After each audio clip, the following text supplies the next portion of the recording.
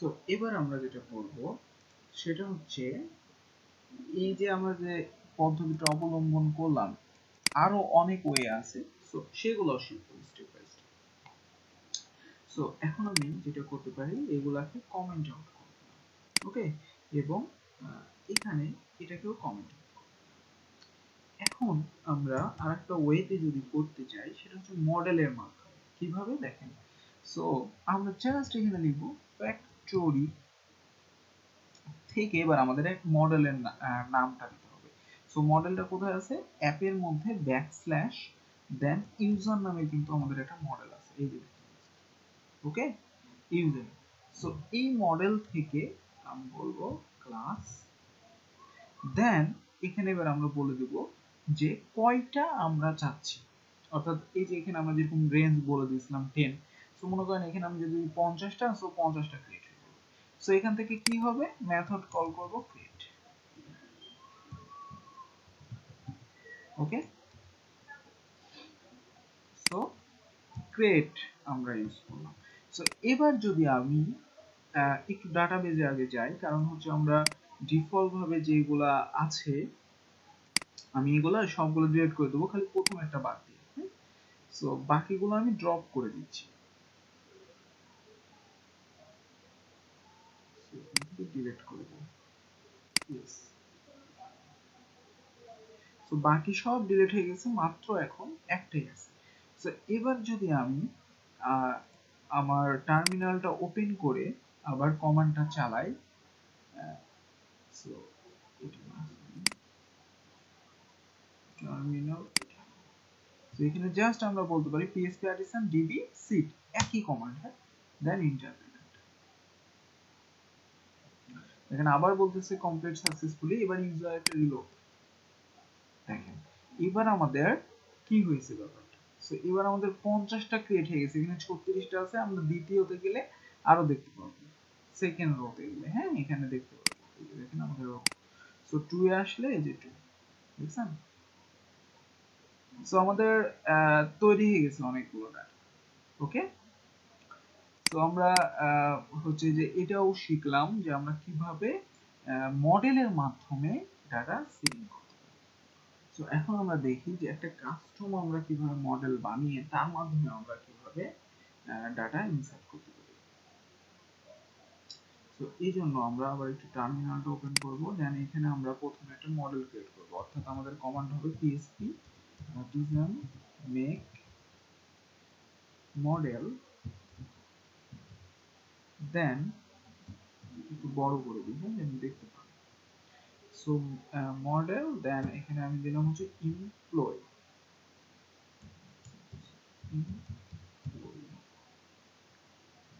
Employees দিয়ে দিলাম।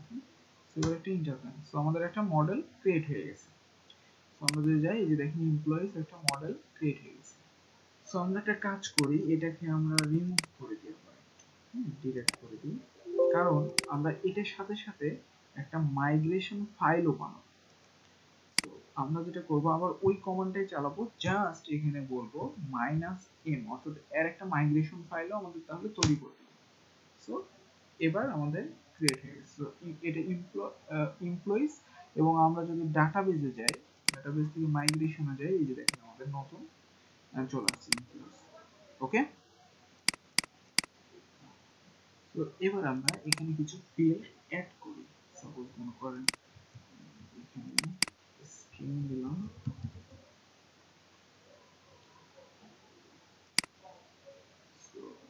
দিতে পারি নেম, তারপরে দিতে পারি ইমেল, আর আরেকটা দিতে পারি সাপোজ হচ্ছে এমপ্লয়ি আইডি, ওকে। সো এবার আমরা এটাকে মাইগ্রেশন করে ফেলেছি। মাইগ্রেশন করার জন্য আমরা এখানে কমান্ড লিখতে পারি php artisan migrate, তাহলে আমাদের এটা মাইগ্রেশন হয়ে যাবে। সো এবার যদি আমি ডাটাবেজে যাই, আমি যদি এবার এখানে একটা রিলোড দিই, নতুন একটা টেবিল আমাদের হয়ে গেছে রিলোড। সো এখানে গেলে আমরা দেখতে পারবো যে নেম, ইমেল আর হচ্ছে আইডি। সো এখানে আমাদের সম্ভবত একটু প্রবলেম হচ্ছে। ওকে, সো আমরা এবার যেটা করছি, এখানে আমরা এমপ্লয়ি আইডি দিয়েছিলাম। সো এটা মেইনলি এই আইডি ধরে সে এটাকে আর নেয় নিছে, তো নামটা আমরা চেঞ্জ করে আবার মাইগ্রেশন করছি। সো আমাদের এবার নিয়ে নিছি। ওকে, সো আপনারা যে কোনো নাম দিতে পারেন, নো প্রবলেম, জাস্ট একটু বুঝতে পারলেই হলো। ওকে, সো এবার আমরা যেটা করব সেটা হচ্ছে এখান থেকে সিডার থেকে আমরা বলতে পারি এবার আমাদের মডেলের নামটা। সো আমাদের মডেলের নামটা কি? এমপ্লয়িজ। সো আমরা এই মডেলটা নিয়ে কাজ করব। সেখান থেকে মনে করেন আমি 20টা,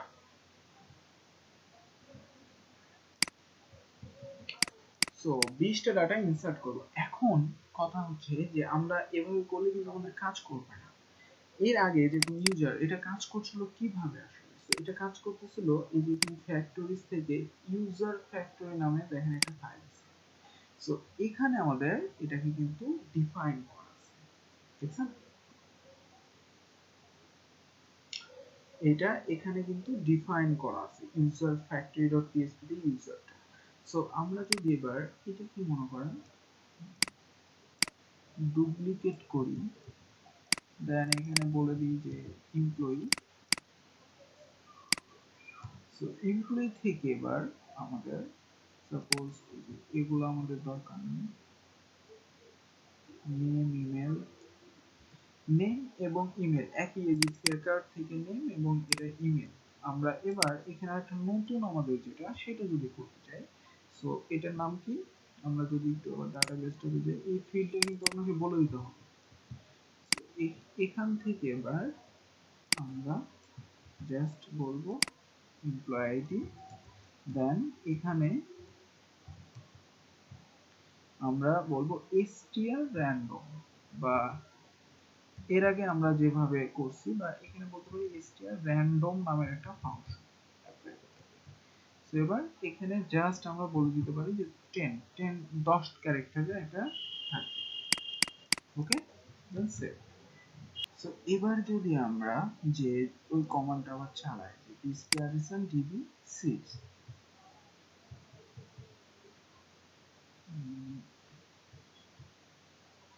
ইন্টার। ওকে, সো আমাদের এখানে একটা প্রবলেম আসছে।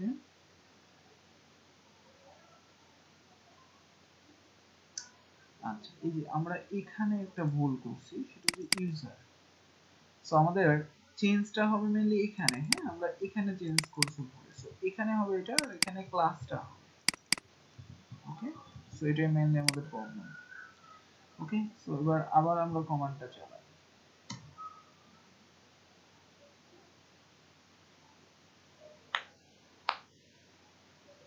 সো এবার আমাদের আরেকটা ইউআর জেনারেট করছে,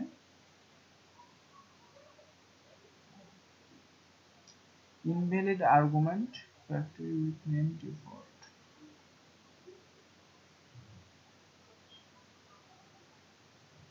Okay, so name emp id, name email।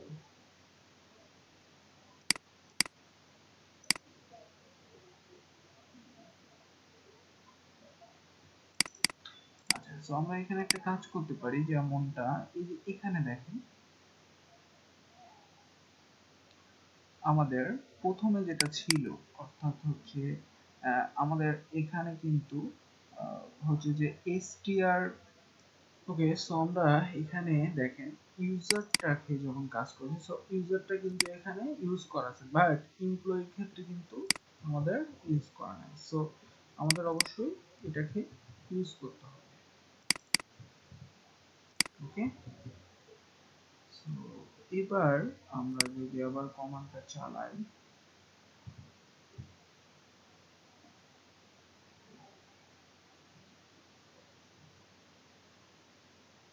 So এবার আমাদের দেখেন সিডিং কমপ্লিটলি সাকসেসফুল বলতেছে। সো আমাদের কাজ হয়ে গেছে। সো এবার যদি আমি আবার ডাটাবেজে যাই, এখান থেকে আমি ডাটাবেসটাতে একটু রিলোড দিই।